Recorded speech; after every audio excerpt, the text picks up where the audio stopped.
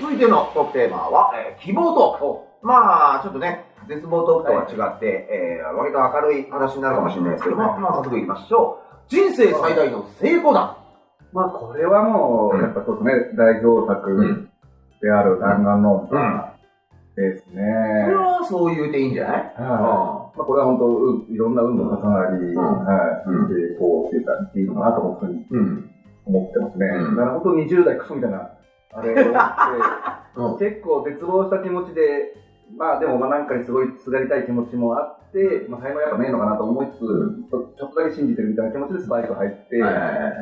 で、そこでまあ、この弾丸論破の提案を見つけたことを考えて、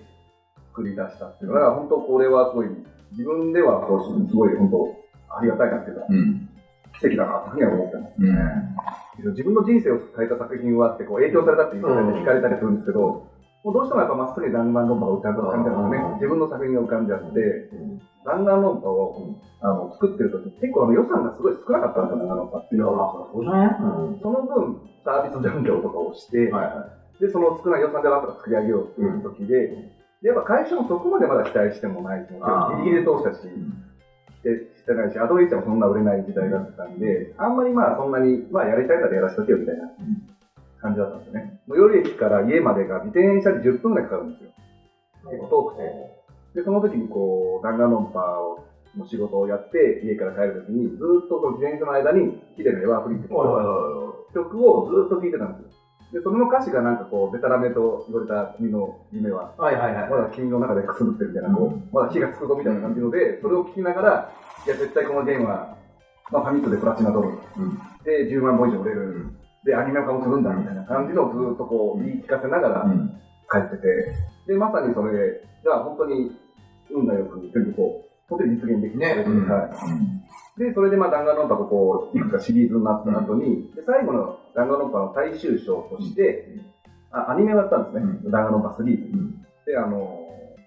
未来編と絶望編というのを週2回やる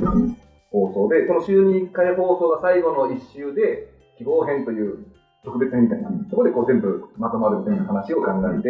で、それをやったんですけど、で、その希望編のエンディングテーマに、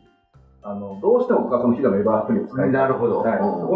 その時にあった思いが一番原動力だったんで、どうしても使いたいってことで、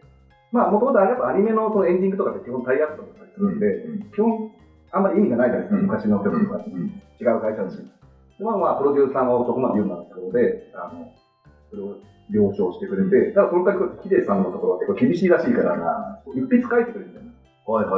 で、ヒデさんの事務所に持っていくから。っていうところで本当僕が今言ったような、こういうヒデの思いを置いて、したため。そしてそれを持ってってもらったら、そのヒデさんの今お兄さんかな、弟さんが、まあその事務所の社長やらしいんですけど、まあそういう気持ちで使ってくればヒデも本当に喜ぶみたいなことをおっしゃっていただいて、で、本当エンディングでフルコーラスが流して、それをこう、テレビ越しに聞いてるときは、ああ、来たなって、ここに来たなっていう、それがすごい思い出深い。めちゃめちゃいい話やなええなゲーム業界夢あるわかもしれないですね。それはもう、最初は、聞きながら、泣いたやろ。まあ、泣いたことしてくれません。何やそれ泣いた方がいい話。泣いとらんのかねはい、仕事で一番のやりがいは特に僕のゲームはシナリオドリブンのものが、まあ多いので、そういう意味ではこう、なんでしょう。一喜一憂するというか、ところがすごく楽しい。まあ、そうだよね。で、やっぱ、このポイントで多分ユーザーこういうふうに言うだろうな、やっぱ思いながらずっと書いてたりするんです仕掛けの部分でね。そうですね。やっぱね、それがこう、ピタリとはまると、そうですね。よしってなるよね、やっぱね。そうですね。だからもう、ツイッターとか見てそういう反応があったりとか、まあ、それこそやっぱさっき言ったように殺害予告とか来たりしたんですけど、もうそれもある意味分かってたっていうか。まあね。だからここまでやったってのは全部やったんだかな。ことで、なんかそういうふうにこう自分が仕掛けたものがこう、いたずらですよね。これをことしたらなんかどういうふうに見るかなっていうか、こう、それを見てこう、はははみたいな。だけど、物書きはみんなそこにやっぱりこうやりがい感じるよね。そうですね。なかなかそうやと思う。壮大ないたずらを仕掛けてる感がやっぱすごいやめられるような。